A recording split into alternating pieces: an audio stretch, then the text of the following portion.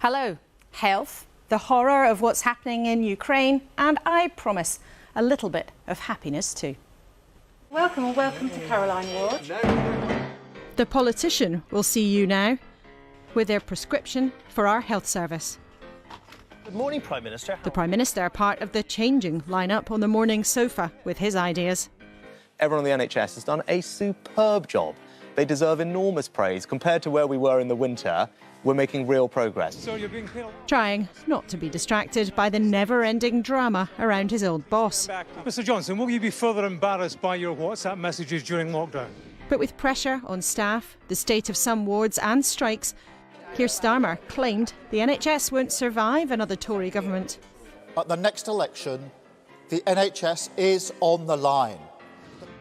Yet when it comes to the crunch, are Labour's plans really that different at all? So we have one big question this morning.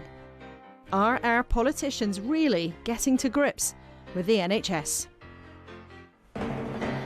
We'll ask the man who should be able to tell us, the Health Secretary, Steve Barclay. When will Russia start telling the truth about what is happening in Ukraine? With warnings of a new offensive, Russia's ambassador talks about escalation. It's a big idealistic mistake to think that Ukraine may prevail, which Russia is 16 times bigger than Ukraine. We have enormous resources, and we hasn't just started yet to act very seriously. And the man who says Labour can get the long-term sick back to work, Jonathan Ashworth, will be with us too. And with ITV in meltdown, we'll talk to the former Culture Secretary and now TV presenter herself, Nadine Dorries. And with me at the panel, one of Vladimir Putin's arch critics, Bill Browder. Vivek Trivedi, who will lead junior doctors out on strike from the British Medical Association. And as the Chancellor suggests a recession could be worth it to get inflation down, the boss of one of the country's leading business groups, Siobhan Haviland from the British Chambers of Commerce.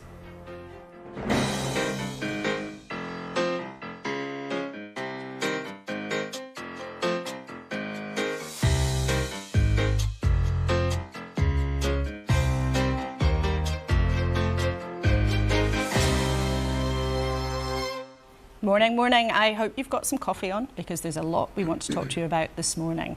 The NHS in a few minutes, but first let's look at the front pages. And the fallout from Philip Schofield admitting an affair with a younger colleague at This Morning is on the front page of the Mail on Sunday, and The Sun on Sunday, Holly Willoughby saying she was lied to.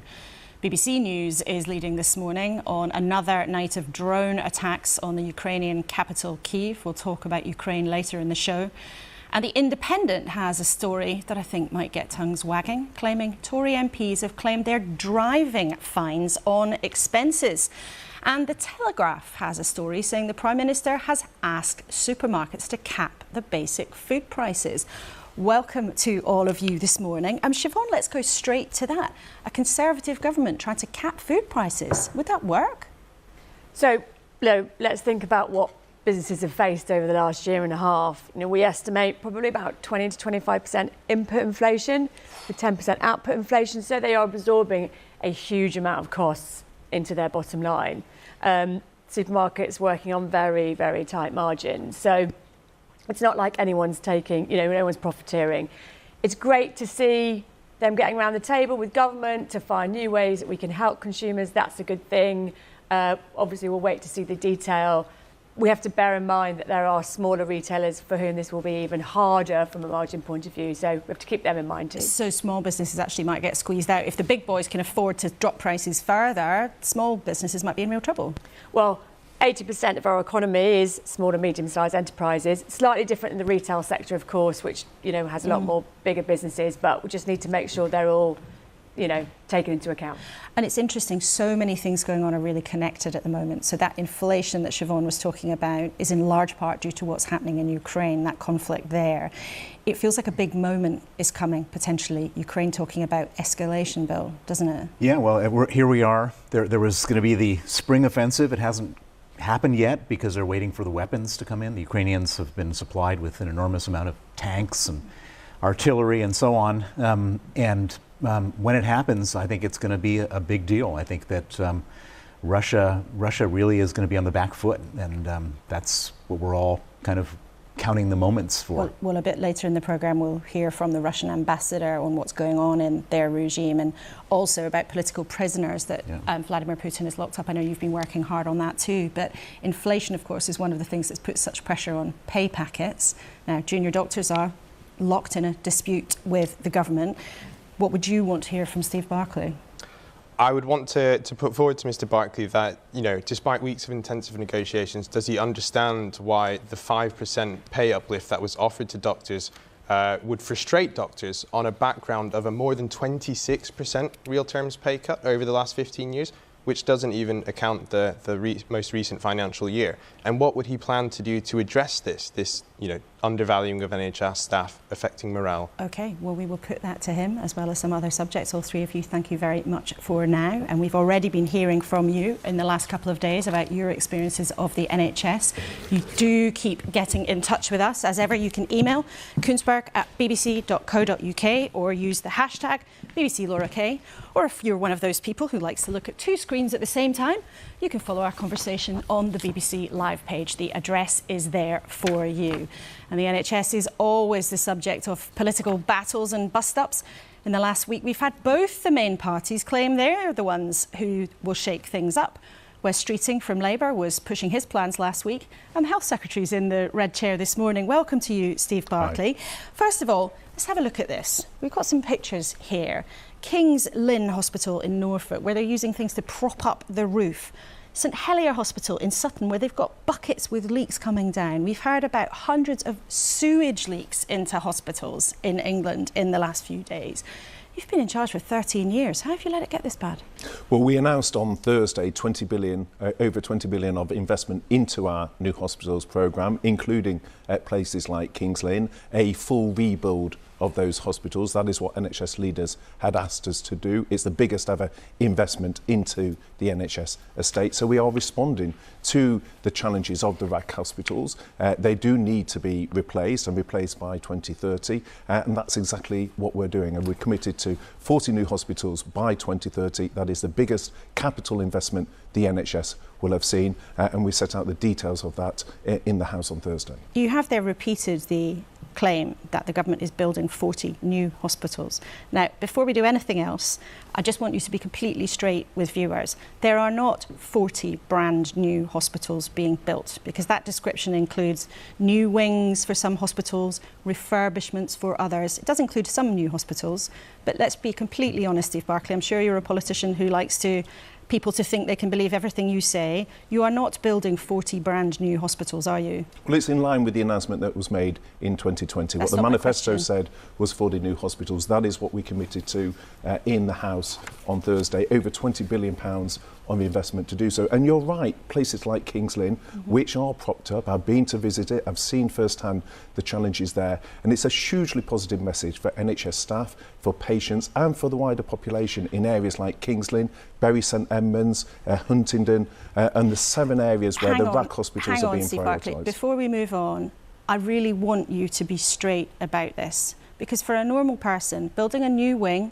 or maybe refurbishing part of a hospital, that is not a brand new hospital. If you save up and you get a new conservatory on the back of your house, you don't have a new house. So can you be honest with people? You're not building 40 brand new hospitals. Well, some of the schemes include, for example, a hospital being gutted and fully refurbished. If I look at Charing Cross, for example, that's exactly what we'll be doing, and we'll be starting work to decant some of the facilities and then refurbish. So there's a range of things within the scheme. So that was a range of things. That was it's a debate not that was 40 had. new hospitals. That was a debate that was had in 2020. Yes, but we're sticking with those schemes, but we're accelerating, exactly as you just pointed to, we're accelerating those schemes, which include 5 brand new hospitals, which were the additional RAC schemes that the NHS leaders said needed to be taken forward. This is important, because do you believe in being really straight with our audience? You do. Right. So you've said there is a range of things, and you've just admitted there it's a range. So why keep repeating that you are building 40 brand new hospitals. You are not. That is spin with a capital S. Well, if it's a new wing, a new facility, a women and children's hospital, for example, as part of a wider campus, that is something, as a patient, you go in. What matters to you as a patient is whether the facilities are state-of-the-art, whether they're new. If I look at Kings Lynn, that is a complete rebuild using the modern methods of construction, the Hospital 2.0 that we're going to use to accelerate this programme. The list of schemes is the schemes that were set out in 2020. That hasn't changed. We brought 5 additional hospitals into the programme, including the 2 that you just highlighted. Because their roofs are falling down, not because you're doing them a favour. Well, that's because they were built with a particular type of concrete. We've since had reports from independent assessors that have said there's growing concerns around the safety. We've put in place over £600 million of preventative measures, but we recognise there's a real urgency to those. So they will be completely rebuilt. That's been added to the programme, and that's why some schemes have become part of a rolling programme. OK, so, but a rolling programme means for some communities, as you've just said, it's very important to people that they turn up somewhere and the facilities are good. A rolling programme means that some places have rolled off the bottom of the list. So some projects that won't be done by 2030, North Devon, East Sussex, Hampshire, Nottingham, Queen's Medical there, Lancaster and Preston, and let's take St Mary's in London, huge, big, important hospital. They don't know now when the work's going to be done. And the boss has said if there's a big delay past 2030, it will be hugely damaging for the health and healthcare of hundreds of thousands of people. This is a story of really long delays at which patients are going to suffer. How can you justify it? We need to differentiate between when schemes are starting and when they're completing them. You just challenged me in terms of honesty. If you look at 9 of the last 10 hospital builds in this country, they were over time and over budget. Why? Because quite frequently they were started and then specifications were changed and the schemes massively overran. We're being honest in saying that there will be difficulties on some of the schemes. There's often local factors that need to be worked through, land acquisitions, service redesign, various factors that need to be taken on board, constrained sites, which make it challenging to complete those by 2030. But what we will be doing in all of those schemes is starting work, getting the enabling works underway, progressing them as part of the new hospitals programme. But when will a hospital like St Mary's actually see things fixed? The key is that they will be starting work and we will make progress on enabling works. But what we're saying, we all know when a builder turns up for the first time, that doesn't mean that you're going to get the project finished anytime soon. What we have seen repeatedly with the NHS is schemes start and then take much longer to complete. So we are being honest that some schemes will take slightly longer than 2030, but we're going to get on with them. They're still part of the programme, they're still going to be funded, work on them will start, but we're also recognising the 2 that you picked out, where with the RAC hospitals, as they're known, there is an immediate issue. We've recognised that, we've brought those into the programme, and that's a hugely positive message for staff, well, some for patients people might say it's not a positive hospitals. message, it's actually what you've got no choice about because the roofs are falling in. But anyway, we've talked in detail about that, and thank you for clarifying that it's a range of building, not 40 brand new hospitals. There's also a profound problem with delay in the NHS about caring for our elderly and the most vulnerable people in society. Now, we talked about it the last time you were here in November. You vowed to get that sorted, and at that point there were 13,500 people in hospital in England who could have been cared for at home if there was support available to them in the community. Now, we've checked the latest figures that are available. It's still at 12,500. So 6 months on, past the worst of the winter, you've barely made a dent in that. Why not? Well, we've invested in it. We have announced the extra 250 million in January as part of our urgent emergency recovery programme. That number has come down from its peak, but it is challenging. We've seen more complex cases coming into hospital. There are challenges in terms of getting that discharge, which is so important to getting flow into our hospitals, that relieves the pressure on emergency departments, in turn that relieves the pressure on ambulance handovers. So when will we see the social care plan from the government? Well, we made announcements in terms of staffing with the plan that we put out last month, an extra 250 million of investment in skills within care. There was more investment into social care at the autumn statement, up to 7.5 billion, one of the key things that the Chancellor prioritised in the autumn statement, along with the 6.6 billion will we see the social care plan from from the into the Conservatives to NHS. reform the system as Boris Johnson Well, wanted to. there's Will we different see that this issues. side of the election? I just touched on the fact that last month alone we put some additional investment into skills within the care sector, looking at the professional qualifications, how we improve retention. So we are working on that with local authorities. But you're right, discharge is a key challenge within hospitals. That's why we've got the urgent and emergency care recovery plan. We have seen ambulance handover delays come down. Response to Cat 2s are now below 30 minutes, which is marked progress from where they were in January. So the plan is working, but I recognise there is more It's to still do. a big problem, and no confirmation then of when we'll see the social care plan, if it will be this side of the election. But you mentioned staffing there, which for a lot of people who understand the health service say it's absolutely fundamental to a lot of the problems that there are at the moment. Vivek Trivedi, the junior doctors leader, is here. We heard what he said a few minutes ago, really challenging you on how you are going to sort this out. Now, are you going to budge so that they call off their strikes? Well, we have had a number of weeks of negotiations with the junior doctors, but what is striking is their refusal to move from their demand for a 35% pay rise. And in fact, in the course of the negotiations, it increased to 49% if you include 24-25. Now, in response to taking a constructive approach to the negotiations, the BMA themselves asked if we would bring in an intermediate figure, a very respected NHS leader, Cathy McLean. That's what we did. But notwithstanding her involvement and the talks that we have had, the offer we put on the table in line with the offer that the NHS Staff Council has received, recognising the value of junior doctors, they've refused to move from the 35%. Okay. And I don't think that is a fair and reasonable demand for them to take, but we want to engage with them. We have been doing, and it's the junior doctors that walked away from those negotiations by calling strikes. Well, Vivek, the Health Secretary says the ball's in your court, you're being unreasonable. I would say a 5% pay uplift this year would still amount to a massive real terms pay cut. It would only further the pay erosion that doctors have had to face over the last 15 years. And so an offer which does not reverse that trajectory would not be fair or reasonable, given that we've seen time and time again what impact erosion has on pay, on the erosion of pay has on doctors' morale and retention, and ultimately it's driving doctors away. So we need to do something to prevent this from So he's pretty furthering. clear. You need to budge in order to It's very stop clear this. they haven't moved from 35%. That's the key. There needs, Laura, to be movement on all sides. So you will move we if they do? We have moved as a government from where we were with the pay review body recommendations to the offer we made. That offer is part of a wider discussion. There's a range of other things that the BMA have tabled alongside pay that they wish to discuss, and we're ready to engage with them. But the key point is that the BMA Junior Doctors Committee have refused to move from their demand for a 35% pay rise, and that has been the key issue that's caused And we'll pick a that up with blockage. Vivek in a few minutes' time. But there are other issues at root here, though, about working quality, the standard of the conditions that people have to work in. And as Vivek said, doctors are walking away. There are terrible shortages in the NHS.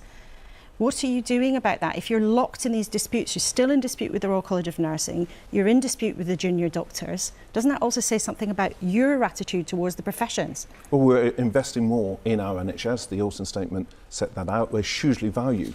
And I think everyone recognises the pressure that junior doctors have been under with the pandemic and the continuing pressures from an older population. They want that recognised with more pay, and as do the that nurses. is why we've increased the number of medical undergraduates. We increased that by 25%. We've got more people applying for medical courses now than ever before, and more for medical degrees compared to any other We are still specialties. So waiting for we've the got more workforce people plan, applying. which- We're increasing the number. We're opening up new routes such as medical apprenticeships, and we want to engage on a wider package, not just on pay, but the other issues that we know are impacting on junior doctor It's morale. interesting you mention all of those plans for staffing. Will we finally see the workforce plan for the NHS next month?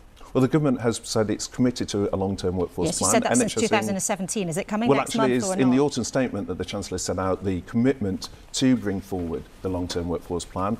We've said that we will do that shortly. A huge amount of work is going on within government on how Fighting we about grow money. our domestic workforce, because we recognise that the medical profession has been under huge pressure.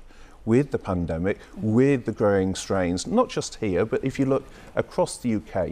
And we are making significant progress within England. If you look at our long-term waits, our 18-month waits, in England we got below 11,000 at the end of March. In Wales it was around 74,000. Okay. We almost eliminated our 2-year waits in the summer below 2,000. In Wales they were at 32,000. Okay. So in England we are making significant I know progress, that you said but we need to shortly grow. for the workforce We need to grow our plan. domestic workforce, and the long-term plan will set that out. We'll set that out shortly, I know that you said. Just as we come to an end, I want to ask you about something else. What's a Conservative government doing telling supermarkets to fix their prices? It's like price controls, isn't it?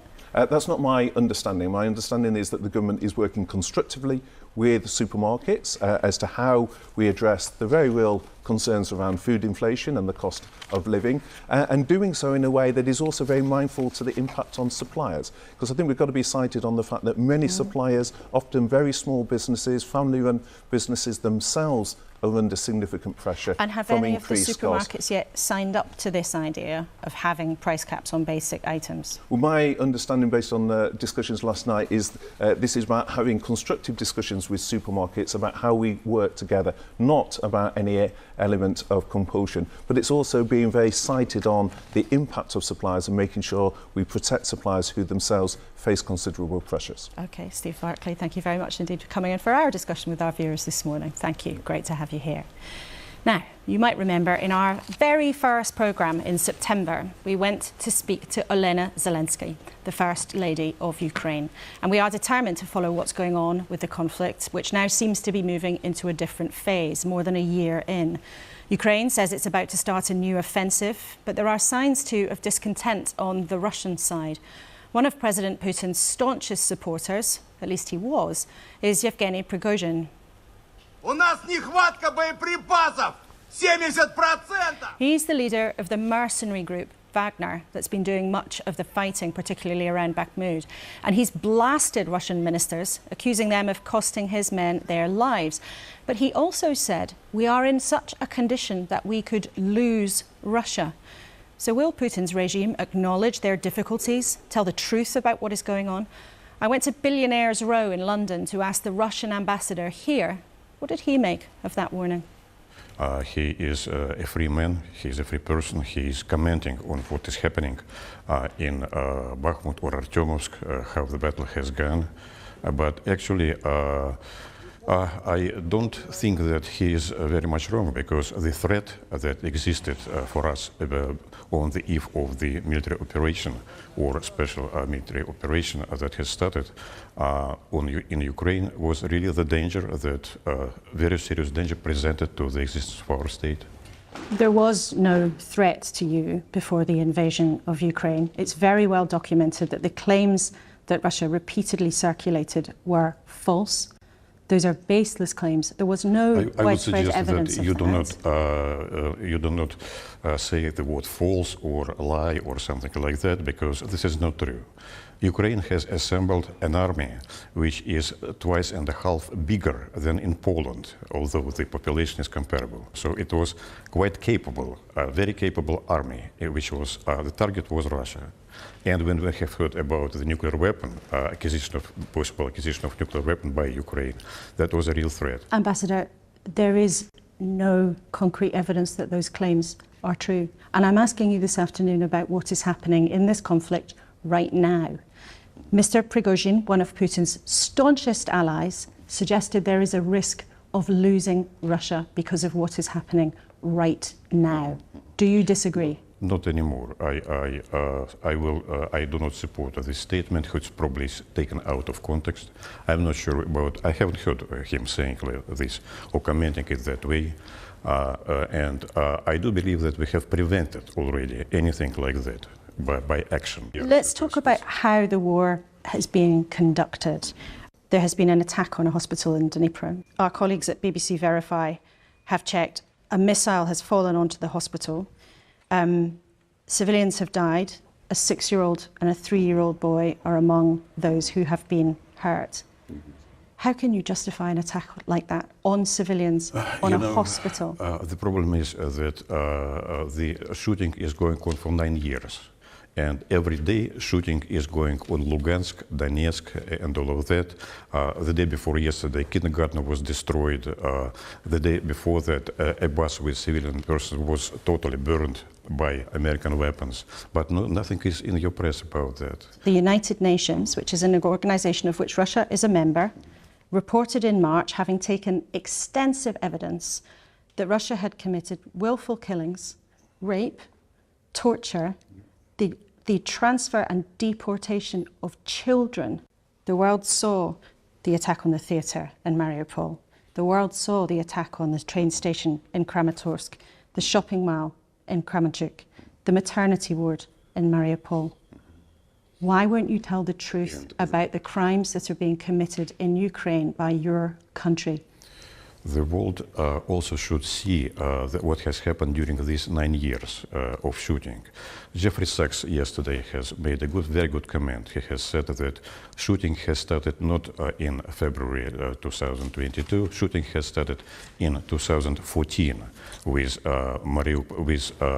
Maidan, that has been supported by UK, US, Germany, France, which has brought the anti-Russian government into this. And actually, since that time, shooting is going on in Donbass, when the Ukrainian army has sent its troops, and when they have built up fortresses, and since that time they are shooting and killing kids, children over there, demolishing houses, and I'm afraid that's the truth. During this shooting. Ambassador, there is some limited evidence of some crimes being committed by Ukrainian troops during this conflict, but there is nothing that compares to the evidence, widespread evidence of war crimes being committed by Russia. I will ask you one more time, why will you not tell the truth about what the world can see? This is easy, actually. We do documentation of every crime, what is happening. We're documenting every crime, what is happening by in Russian Donbass, troops? By Ukrainian troops. What about your own troops' behaviour? What do you want from me? No. I'm asking you a question about what Russian troops are doing on the ground. What's the purpose of your question? My question is, why won't you tell the truth about what the world can see, what the United Nations has documented? War crimes being carried out by Russian troops in Ukraine. United Nations cannot document anything because Secretariat is not empowered to make any investigation. I'd like to ask you about how Russia is handling criticism of what is going on at home. Now, the UK government has condemned the politically motivated conviction of Vladimir Kara-Murza in a Moscow court. Now, we have spoken to his wife, Evgenia, and she has a question for you. I'd like to play it to you. Ambassador Karen, I have a question for you as a representative of the Russian state. Why does a government that claims to have the overwhelming support of the population need to use repression and prison terms of up to 15 years against anyone who opposes the official narrative? Vladimir Kara-Murza, he is in possession of two citizenship. One is Russian and one is British. He has been treated by the Russian court as the Russian citizen, and his British citizenship is not included. I think that personally, I can say that he has done everything to be actually deserved what he has deserved now, because what he has really has been speaking about, it is not my judgment, it is judgment by the court.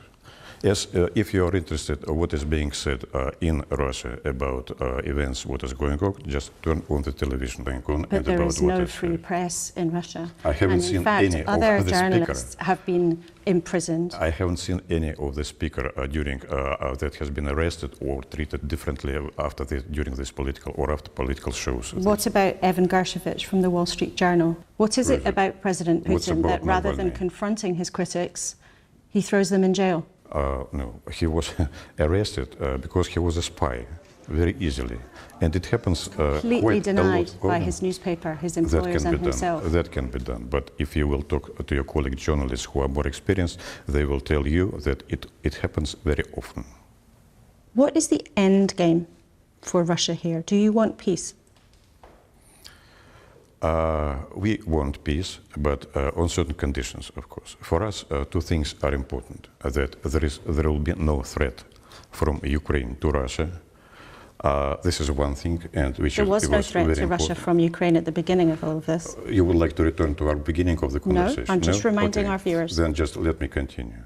And second, that Russians in Ukraine will be treated like all other nations in the world, like French people are being treated in Belgium. So what has happened in Ukraine during all these years, it was extreme nationalism, extreme, absolutely, in its ugliest form, because Russian language has been prohibited, education in Russian language has been prohibited. It is Russians have been squeezed out of social life in this way. Again, you were repeating those claims for which there is no evidence. For how long would you be willing to fight on? That depends. That depends because Ukraine, well, but if it's a big idealistic mistake to think that Ukraine may prevail, which Russia is 16 times bigger than Ukraine. We have enormous resources, and we hasn't just started yet to act very seriously. And you Ukraine haven't yet is living started to at the act moment. seriously, so this could No, get a lot worse? I don't think so. That it is. We are just defending we are just defending now the lands which are under control, and we are assisting Russian people over there. We are rebuilding Donbass. You say, though, there, it hasn't even got serious yet. Could this go on then for I hope that 5 it will years, not go 10 years? That depends on the efforts in escalation of war that is being undertaken by NATO countries, especially by the UK. Sooner or later, of course, this escalation may got a new dimension, which we do not need and we do not want. What do you mean by that? We can Do you make mean peace nuclear tomorrow. tactical We can weapons? make peace tomorrow if Ukrainian side will be prepared to negotiate. But for the moment, there is no preconditions for that, I'm afraid. What do you mean then by a new dimension? New dimension, it is a long-range missiles that has been provided by United Kingdom. It is an escalation. Tanks provided, aircrafts provided. So we're not afraid of aircrafts. In fact, we have downed by now 430 Ukrainian aircrafts, and provision of new. It is only will add to these numbers. Just finally, Ambassador, it's remarkable speaking to you this afternoon that you are happy to repeat claims that have been disproven. You are happy to try to deflect questions. You are happy to mislead our audience about the truth. Maybe you're even lying to yourself about what is really going on.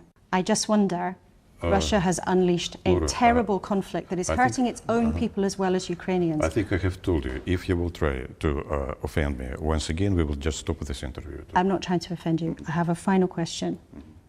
What has happened in Ukraine for Russians and for Ukrainians has been terrible. How long is it before you look for a way out? You're trying to tell me that I am misleading. I'm not misleading you. I'm just telling you our side of the story, which is never appearing in your newspapers, but it is appearing in other media. And if you are really and should be an unbiased journalist, this is in your CV and this job description, as I say, then you should learn both sides of the story.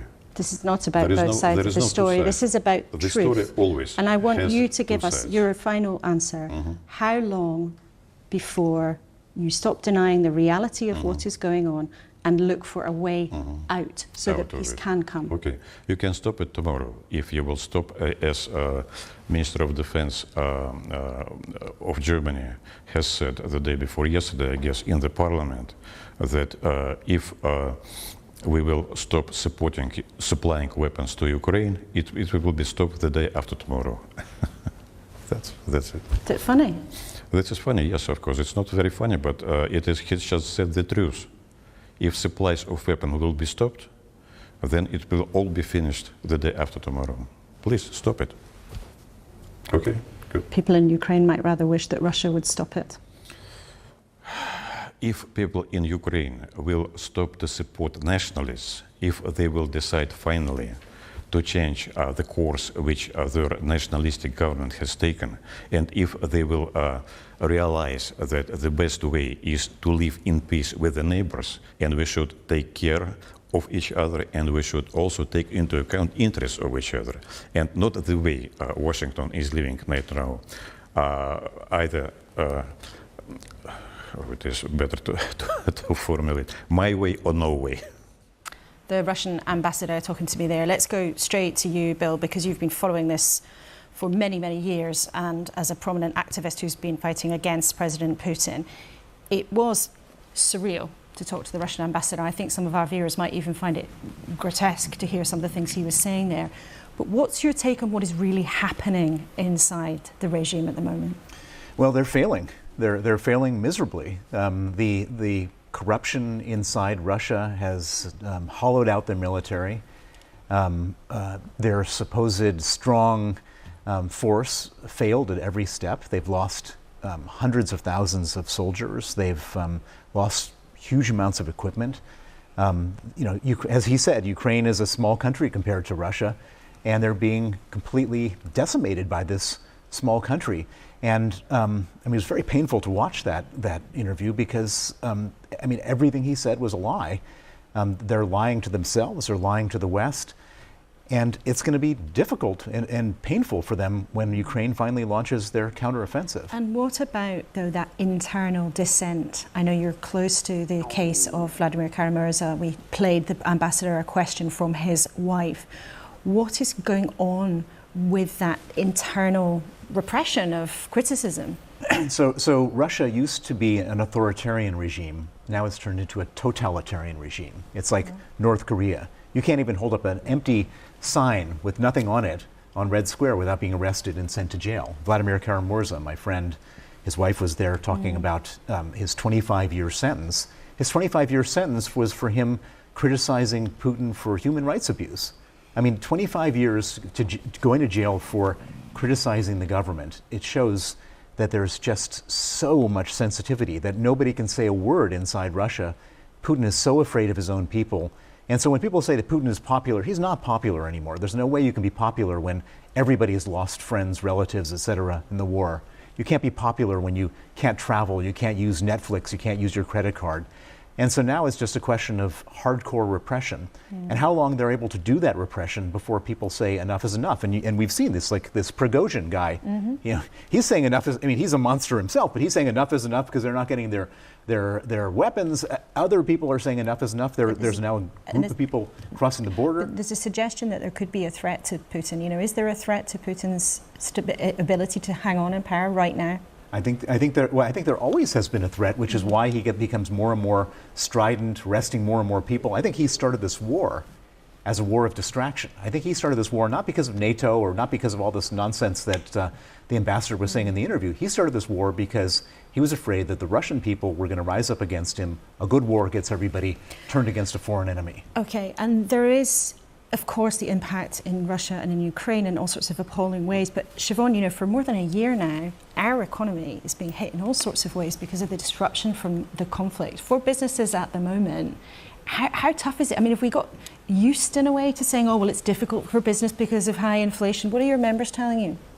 So remember, we were coming out of COVID when we started to see increasing prices of raw materials, difficulty getting people, supply issues, the war in Ukraine, eye-watering increases in energy costs, like for businesses 200, 300, 400%. Because remember, businesses... 400%.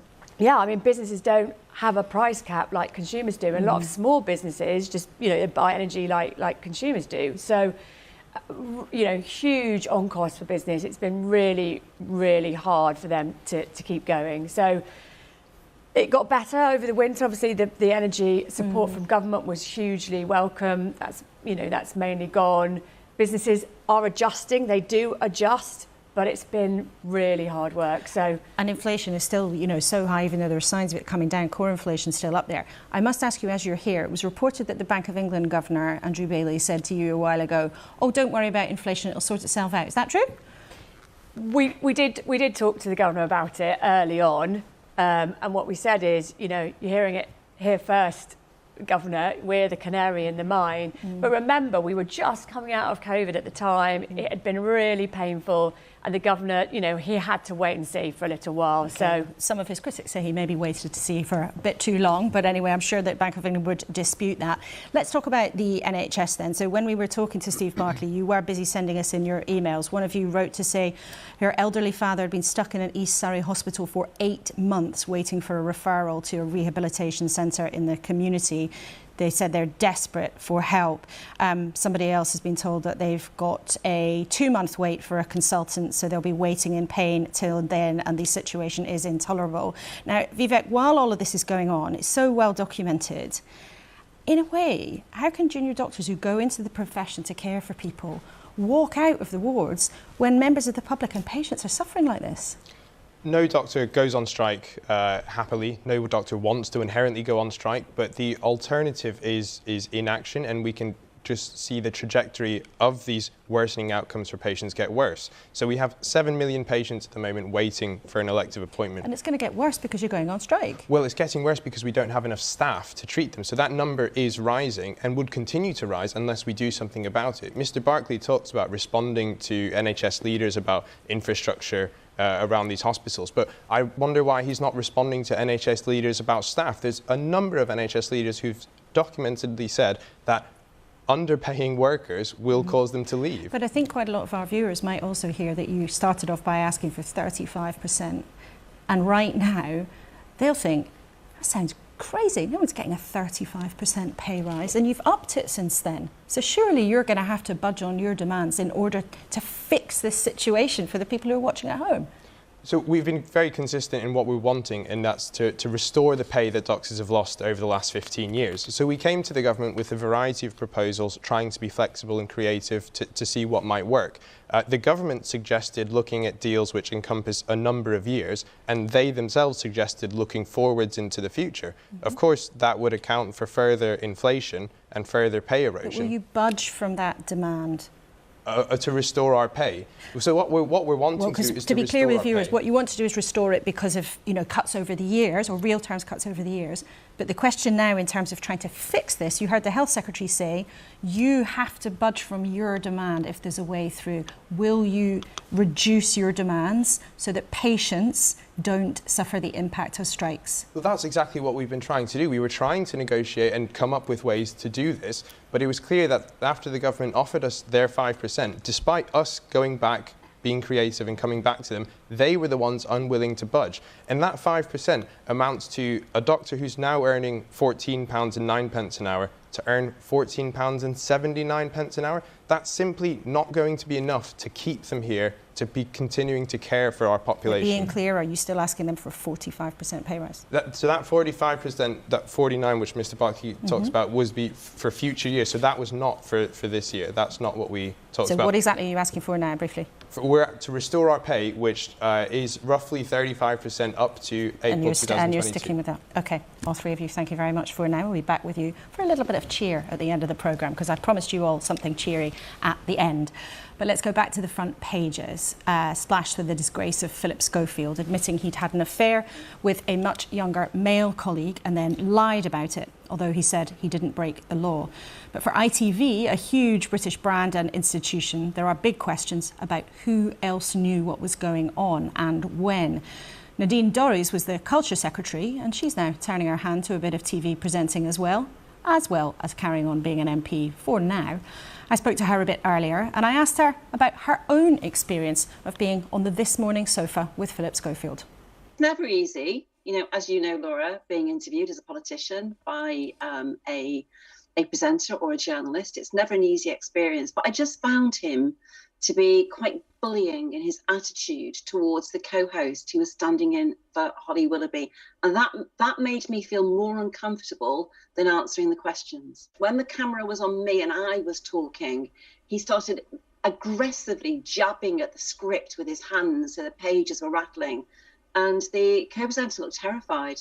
And now we know more about what was going on behind the scenes, and Philip Schofield has admitted he had lied to his bosses, to his family, to his viewers about what was going on behind the scenes. There are suggestions even that This Morning could be axed. I mean, do you think that would be an appropriate response? So, Laura, I'm I wrote about this last week, and one of the points that I made was it will all come out in the wash. And it hasn't. The fact that Philip Schofield has made a rather grovelling apology to the Daily Mail in the form of an email, there seems to be this understanding that that's it now, everything will move on. And it's not the case, I'm afraid, because what it actually does is open up more questions as to what happened. We know that there were complaints lodged with ITV over a long period of time. What happened to those complaints? I think the editor of the programme, Martin Frizzell, has some questions to answer himself. And I'm afraid so does Holly Willoughby. And how did that young boy, so young, get a job at ITV? What were the processes that were involved? What was the safeguarding in place for someone who was so young at that age? What contact was first made? Who contacted who? ITV, though, say that when there were rumours of this relationship, they did investigate, but there were categoric denials, and presumably they then hoped that everybody would move on. Do you think, I mean, you're having a go at TV presenting these days. I'm a TV presenter. Do you think that presenters, somebody as big and as well known as Philip Schofield, actually just have too much power in the industry? So there's this thing, isn't there? There are men particularly, who have positions of authority or trust and power, kind of think they're above the law and above those standards that the rest of us are held by and held to. And I think there is absolutely an element of that which takes place. You talk there about men in power, Nadine Dorries, obviously with a very different set of circumstances. There's been rather a lot of rumpus about your old friend Boris Johnson and some of his behaviour when he was still in power. Complaints about what happened during the lockdown have been referred again to police this week. And his allies, they were claiming it's some sort of stitch-up. Isn't the suggestion that it's stitch-up just spin and nonsense? Oh, come on, Laura. It's anybody who thinks that just weeks before the Privileges Committee were about to announce their findings into the inquiry, that this just happened to be discovered and found and reported, I'm afraid, it's for the birds. It's quite something to say, aha, it must have happened. It's quite something else to actually have evidence of that and make claims that the government has been acting inappropriately. The only people who are acting inappropriately and making false claims are those who have sent these diaries off to the police and off to the Privileges Committee just a few weeks before the Privileges Committee was about to report on its findings. Just lastly, there is also a rumpus about the number of people that Boris Johnson wants to send to the House of Lords. Are you still expecting to get a peerage? So I've never officially been told that is happening. Everybody else... Not officially. But the only thing I've seen is a leak to a newspaper, so I don't expect anything in this life, Laura. I'll just take whatever comes my way. OK, Nadine Dorries, thank you so much for speaking to us this morning. Nadine Dorries there. Now, as we've been discussing this morning, the NHS is never far from the top of voters' lists, so it's never very far from politicians' lips. We spoke to the Health Secretary a few minutes ago, Steve Barclay, and Labour's Jonathan Ashworth is here. Used to be the Shadow Health Secretary, is now the Shadow Work and Pension Secretary. Good morning. Good morning. One thing's a bit striking in the last 7 days. This time last week, Wes Streeting, your colleague at Health for Labour, was talking about patient choice. And then the Conservatives have been talking about patient choice this week. Actually, your plans for the NHS are rather similar to the Conservatives, aren't they? Well, I wish the Conservatives were picking up the plans that Keir Starmer and my friend and colleague Wes Streeting have outlined, because one of the big issues in the NHS, one of the reasons why we've got 7 million people on a waiting list, many people waiting beyond a year for treatment, and now 2.5 million people out of work for reasons of sickness. We've lost 500 million days to sickness since 2019, so people are too sick to work. One of the reasons why people are waiting so long for treatment is because we simply don't have enough staff in the National Health Service, which is why Keir Starmer and Wes Streeting have outlined a really detailed plan to recruit the nurses, the midwives, the paramedics, the doctors that we need in our NHS now. And I just wish that Steve Barclay would adopt it. Actually, Jeremy Hunt supported the plan when Wes Streeting announced it, and now he appears to be blocking it as but far as we there can are tell. also some striking similarities, and both parties are presenting patient choice as a big part of the solution here. And I want to play Spot the Difference with you this morning, Jonathan Ashworth. We can show you two different quotes, I think, on the screen from this week. Right. Give patients choice over where they get their treatment from. And then the other on the other side, patients should be able to visit nearby hospitals when faster treatment is available. Patients should be able to choose where they go. Now, one of them was said by Keir Starmer, one of them was said by Rishi Sunak. Can you tell us what the difference is? I think the latter one was said by Keir, but perhaps you're going to... I am going to reveal it, and you actually got it right, so no blushes for you. We've got Rishi Sunak said that, and Keir Starmer is there. But the point But I'm pleased that Rishi Sunak is copying Keir, and that Keir, again, is leading the way. So they are very similar plans. And this is absolutely the point. For lots of people in your party, actually, they say, well, Labour's offering patient choice and more uses of the private sector. That's basically what the Tories are doing. What do you say to them? No, it's not remotely what the Conservatives are doing. We've got a plan to drive down waiting lists, right? People are waiting too long for treatment under the Conservatives. And if somebody can get treatment somewhere else more swiftly, then they should be able to do that. But the big difference between us and the Conservatives is we have a detailed plan to recruit the doctors, the nurses, the midwives, and so on for our National Health Service. A second big difference is, and this is where it comes to the brief that I now lead on for the Labour Party, is that I want to bring together what we're doing in the job centre and the benefit system alongside what we're doing in many mental health services, addiction services, because when we know that so many people are out of work for reasons of mental health conditions or an addiction, then there are ways in which services can work together to get people back to work. And we've talked before to you about your plans to get people back to work, but like a lot of employers right now, the NHS is very dependent on foreign labour. And your party's position might be a bit confusing for viewers in the last few days, so maybe you can help clear things up. Because your party chair, Annalise Dodds, said under your plan immigration could go up in the short term, but Keir Starmer keeps saying he wants immigration to go down. So who's right? No, we want immigration to come down. That is our plan.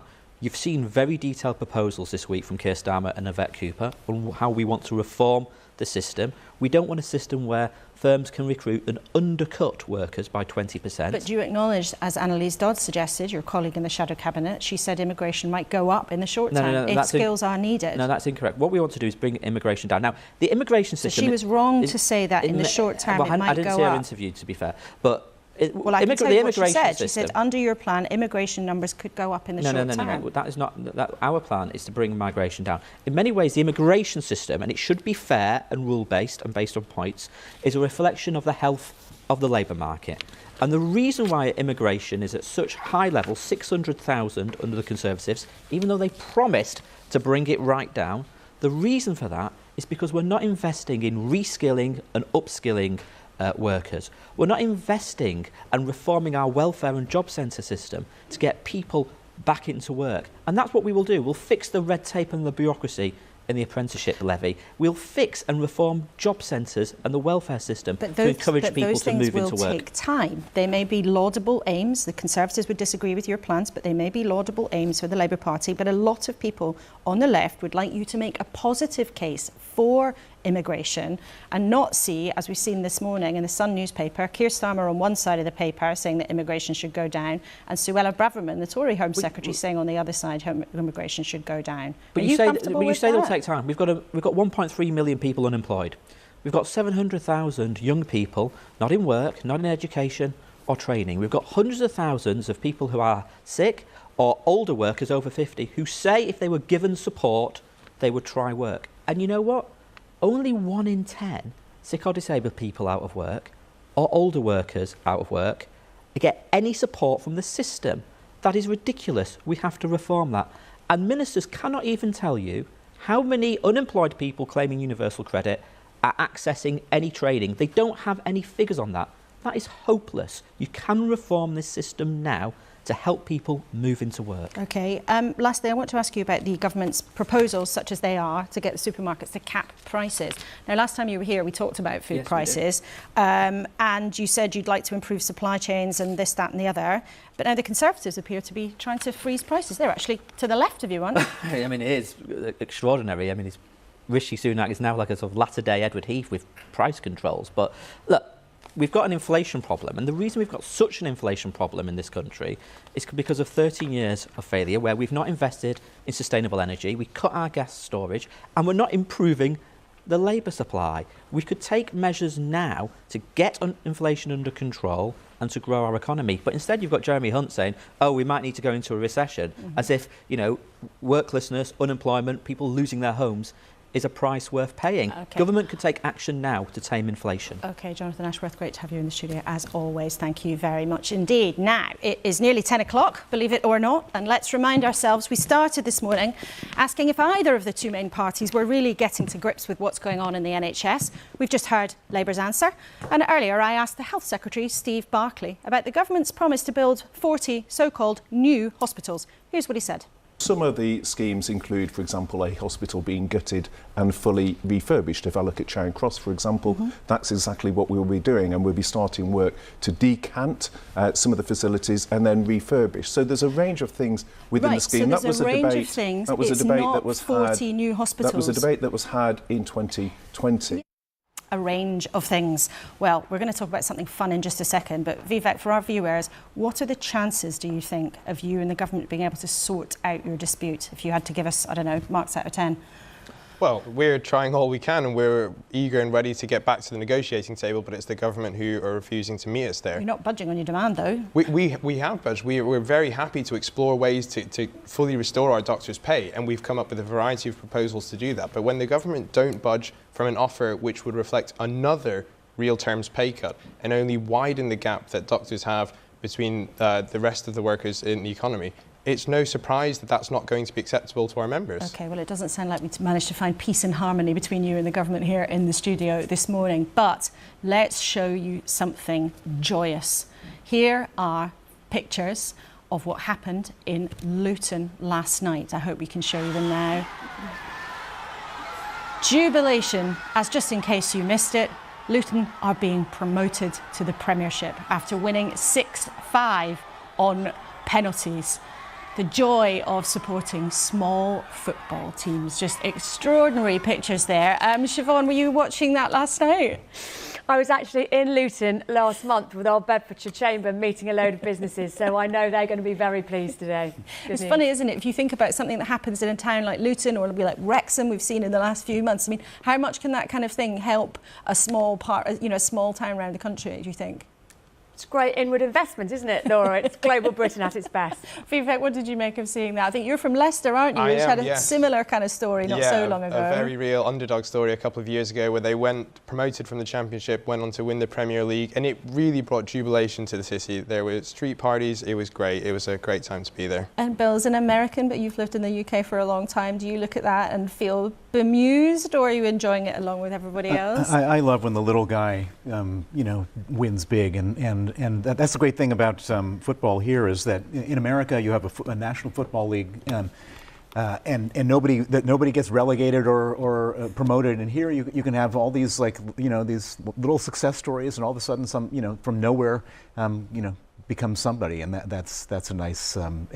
It's nice to see the social mobility of in you know, America is supposed to be the place of social mobility, but here you have social mobility in football anyways. You can see it through sport. And have you become a football fan with all your years living in London? How can you not? Okay, well, all three of you, thank you so much for joining us this morning and giving us your insights on such a wide range of things. But as we were saying, it's all connected somehow. What's happening in Ukraine affects the economy and inflation and then pay demands. So it's been great to hear you stitch it all together for us. Thank you so much. Wasn't it nice to see those pictures of some good cheer as we say goodbye to you for another week? There's not always that much good news around, whether we're thinking about Ukraine or when it comes to the prospect of sorting out strikes in the NHS. As Vivek from the Junior Doctors Committee was just saying, they seem resolved to keep at it, keep with their demands to the government.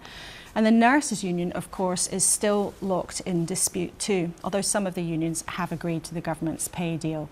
All the while, the Conservatives and the Labour Party are vying to persuade you they're the ones with a proper plan for the health service's future. But I've said it before, and I'm afraid I will say it again, that until we see and understand more of what our political parties would do about caring for the elderly and vulnerable with social care, there will still be question marks about what they can really achieve. No fear, we will keep trying to fill in the blanks every single Sunday. As ever, you can catch up with anything you missed today on the iPlayer, and I will look forward to seeing you here, same time, next week. Goodbye.